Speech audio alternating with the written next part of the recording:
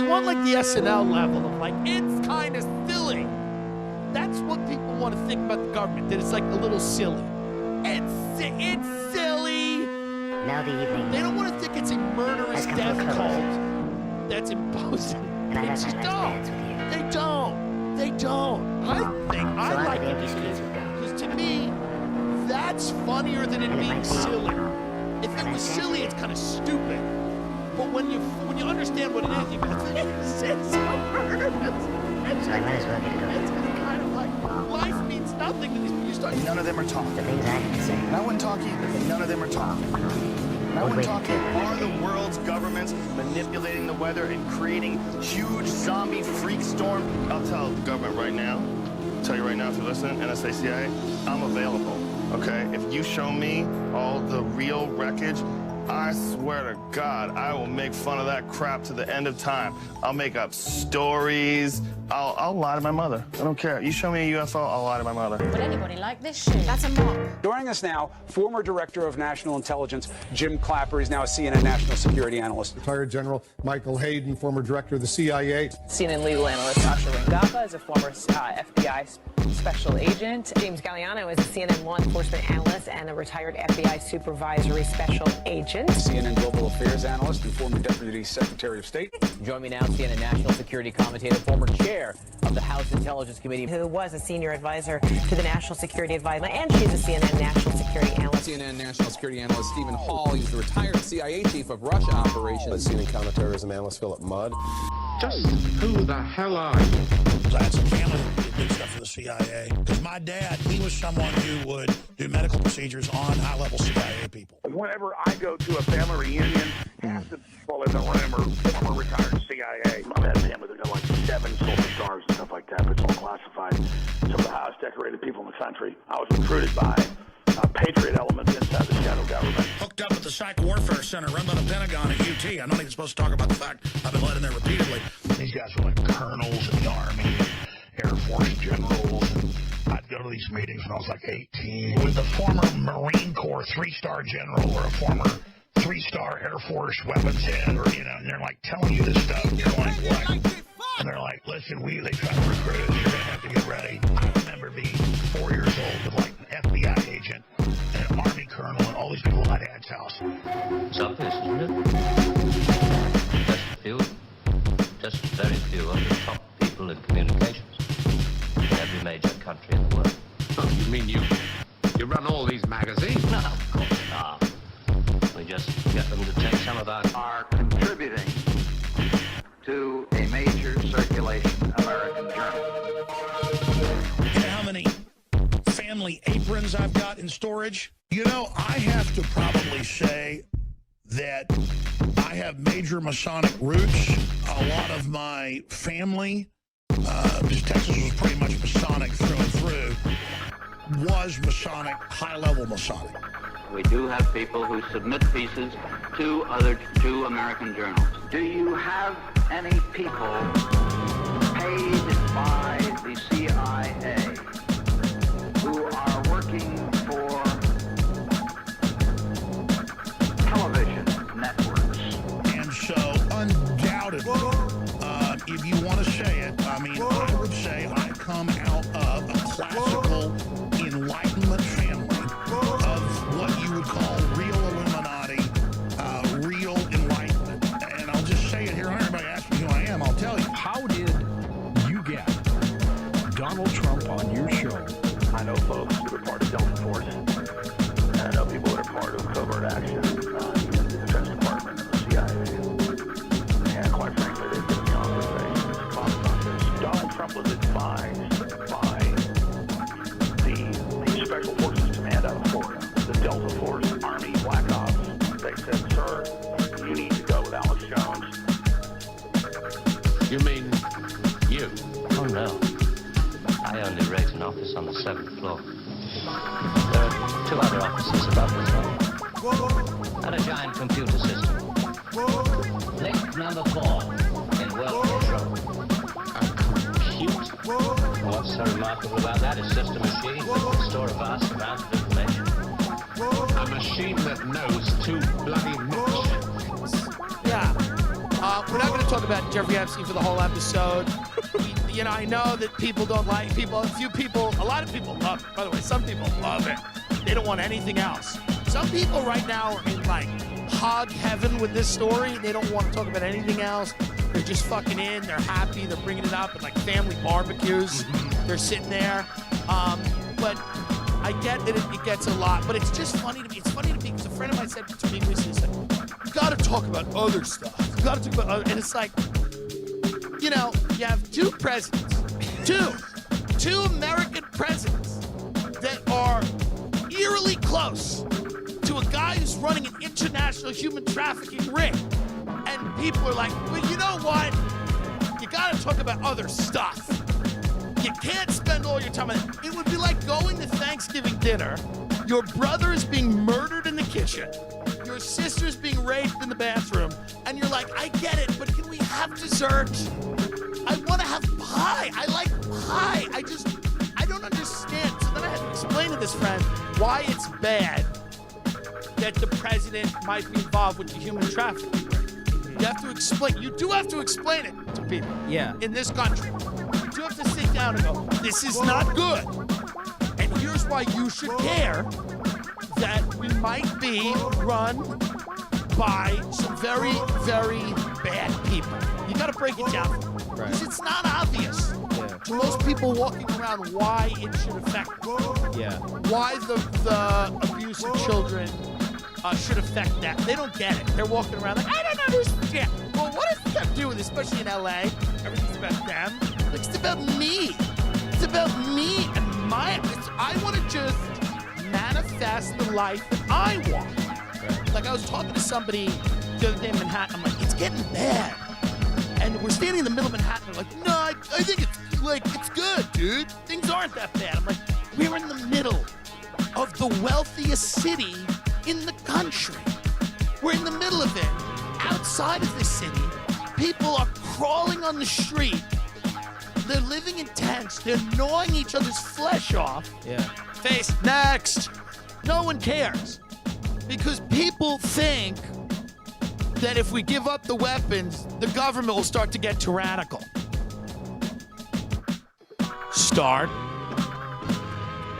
They'll start.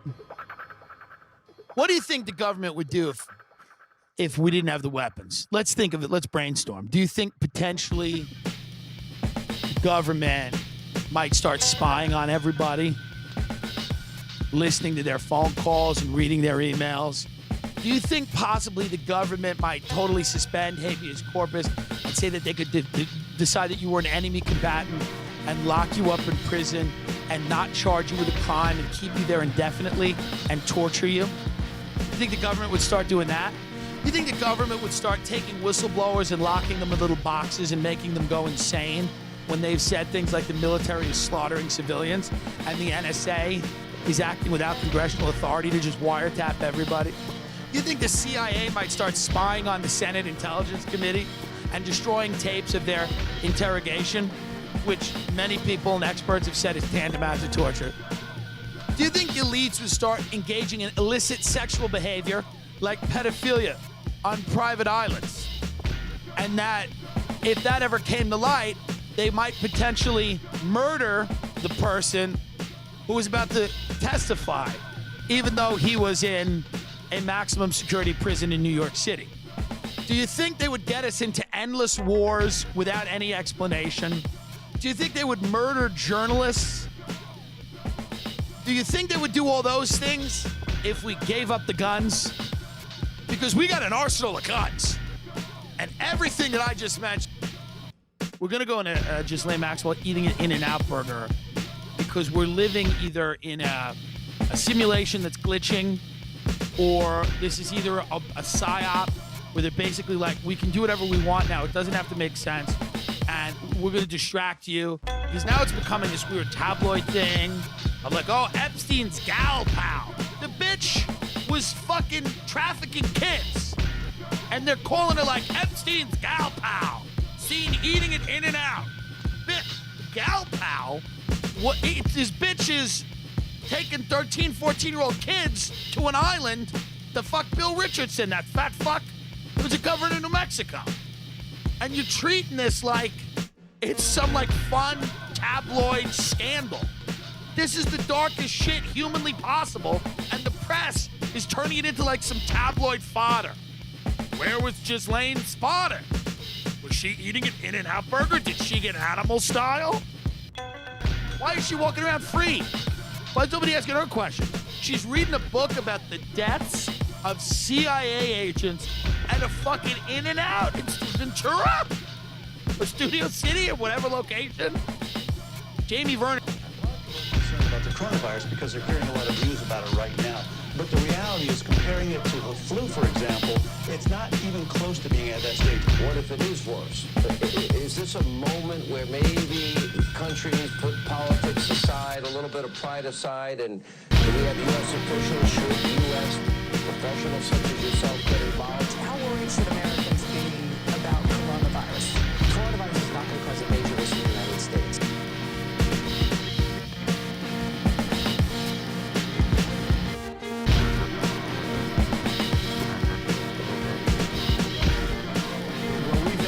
Accelerate whatever they're doing in terms of a vaccine. We will be suspending all travel from Europe to the United States for the next 30 days. To unleash the full power of the federal government in this effort today, I am officially declaring a national emergency. Medicare patients can now visit any doctor by phone or video conference at no additional cost. The first 1 million masks will be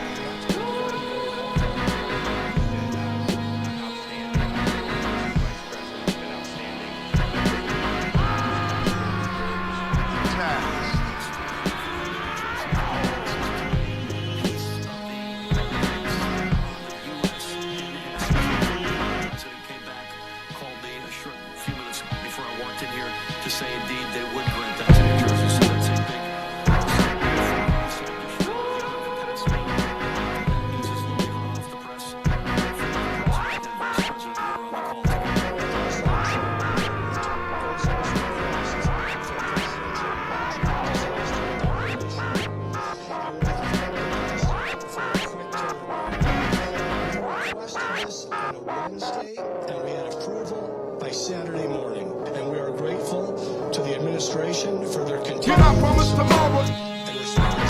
You're not promised tomorrow. You're not promised tomorrow. You're not promised tomorrow.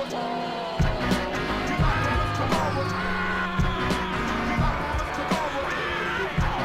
You're not promised tomorrow. You're not promised tomorrow.